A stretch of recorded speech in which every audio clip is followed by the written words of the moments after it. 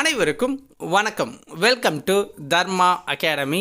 இந்த வீடியோவில் ஜனவரி 5, 6 இந்த 2 தினங்களுக்கு உண்டான கரண்ட் அஃபேர்ஸ் தான் பார்க்க போகிறோம். இந்த வீடியோட பிடிஎஃப் நம்மளுடைய டெலகிராம் சேனலில் கொடுத்துருக்கோம். டெலகிராம் சேனலோட லிங்க் டிஸ்கிரிப்ஷனில் இருக்குது. தேவைப்படுறவங்க டவுன்லோட் பண்ணிக்கோங்க. போய் ஆன்சருக்கு இந்த வீடியோவை பார்த்து செக் பண்ணிக்கோங்க. வீடியோ பிடிச்சிருந்தா ஒரு லைக்கை போட்டுவிட்டு சேனலை சப்ஸ்கிரைப் பண்ணாமல் இருந்தால் சப்ஸ்கிரைப் பண்ணிடுங்க. வாங்க வீடியோக்குள்ளே போகலாம். சிந்துவெளி பண்பாடு குறித்த தொடர் ஆய்வுக்கு யாருடைய பெயரில் ஆய்வு இருக்கை அமைக்க தமிழக அரசு 2 கோடி வழங்கியிருக்கு? சிந்துவெளி பண்பாடு குறித்த தொடர் ஆய்வுக்காக யாருடைய பெயரில் ஆய்வு இருக்கை அமைக்க தமிழக அரசு 2 கோடி வழங்க உள்ளது? ஆன்சர் ஐராவதம் மகாதேவன். இவருடைய பெயரில் அமைக்க போகிறாங்க. சென்னையில் ஜனவரி 5ஆம் தேதி சிந்துவெளி பண்பாட்டு கண்டுபிடிப்பின் 100ஆண்டு நிறைவு சர்வதேச கருத்தரங்கம் அப்படிங்கிறது நடந்துச்சு.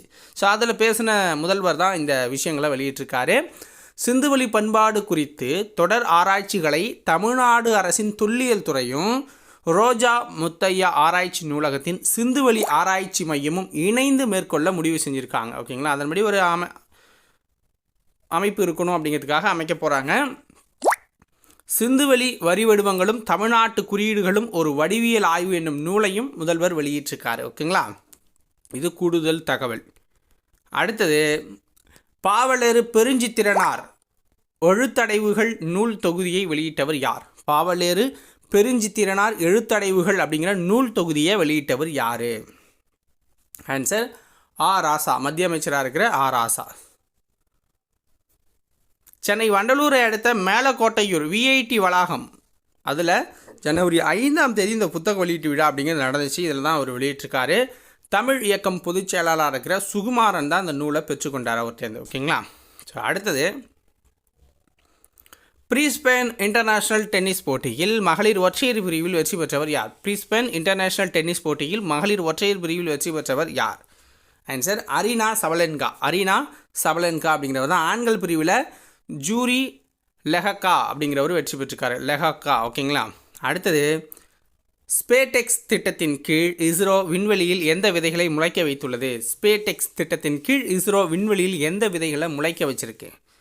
ஆன்சர் என்ன அப்படின்னு பார்த்தீங்கன்னா, காராமணி விதைகள். ஒரு 8 காராமணி விதைகள். ஓகேங்களா? அதாவது ஸ்பேடெக்ஸ் அப்படிங்கிற இந்த திட்டம் அப்படிங்கிறது விண்கலங்களை ஒருங்கிணைக்கும் பணியை மேற்கொள்கிறதுக்கான ஒரு திட்டம். ஓகேங்களா?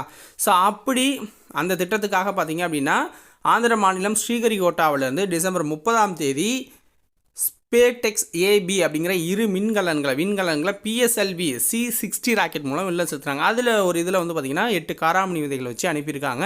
ஸோ அந்த 8 காராமணி விதைகளும் முளைச்சிருக்கதாகவும் சொல்லியிருக்காங்க. ஓகேங்களா? அதாவது விண்வெளியில் எடை யாருக்குமே இருக்காது. ஓகேங்களா? மனிதர்களுக்கும் இருக்காது, எதுக்குமே இருக்காது. அங்கே எப்படி முளைக்குது அப்படிங்கிறத ஃபியூச்சரை வச்சு அனுப்பியிருந்தாங்க. ஸோ அங்கே நல்லாவே முளைச்சிருக்கதாகவும் சொல்லியிருக்காங்க. அடுத்தது, கட்ரா பனிஹால் ரயில் பாலம் எங்கு அமைந்துள்ளது? கட்ரா பனிஹால் அப்படிங்கிற ரயில் பாலம் எங்கு அமைந்துள்ளது? இந்த டிஸ்டன்ஸுக்கு உண்டான ஒரு ரயில் பாலம். ஆன்சர் என்ன? ஜம்மு காஷ்மீரில் அமைஞ்சிருக்கு. ஜம்மு அண்ட் காஷ்மீர். 331 மீட்டர் உயரம் கொண்டது. ஆற்றிலிருந்து 331 மீட்டர் உயரம் கொண்டது. சினாப் நதி மீது அமைந்துள்ள பாலத்துக்கு அடுத்து மிகப்பெரிய பாலமாக இது கருதப்படுது. சினாப் நதி பாலம் இருக்குல்ல, ரயில்வே பாலம், அது வந்து 359 மீட்ரு. ஓகேங்களா?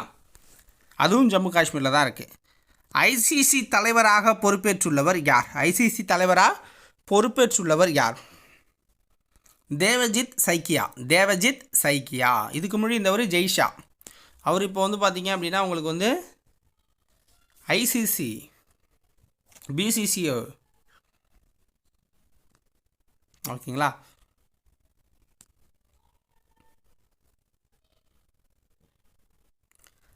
கடைசி தெரியில் கண்டாங்கி சேலை நூலின் ஆசிரியர் யார்? கடைசி தெரியில் கண்டாங்கி சேலை நூலின் ஆசிரியர் யார்? உ சகாயம் அவர்கள். உ சகாயம். சென்னை தேனாம்பேட்டையில் ஜனவரி 3 இந்த நூல் வெளியீட்டு விழா நடந்துச்சு. இந்திய கம்யூனிஸ்ட் கட்சியோட மூத்த தலைவர் ரா நல்லக்கண்ணு தான் தலைமை வகித்து இந்த நூலை வெளியிட்டார். உலக பிரெய்லி தினம் எப்பொழுது அனுசரிக்கப்படுது? உலக பிரெய்லி தினம் எப்பொழுது அனுசரிக்கப்படுது? ஜனவரி 4. போர் அனாதைகளுக்கான உலக தினம் எப்பொழுது அனுசரிக்கப்படுது? போர் அனாதைகளுக்கான உலக தினம் எப்பொழுது அனுசரிக்கப்படுது? ஜனவரி 6ஆம் தேதி அனுசரிக்கப்படுது. ஜனவரி 6. ஸோ இதோட இன்றைக்கு உண்டான வீடியோ பதிவு முடியுது. வீடியோ பிடிச்சிருந்தா ஒரு லைக்கை போட்டு சேனலை சப்ஸ்கிரைப் பண்ணி வச்சுக்கோங்க. நாளைக்கு வீடியோவில் உங்களை வந்து சந்திக்கிறேன். நன்றி, வணக்கம்.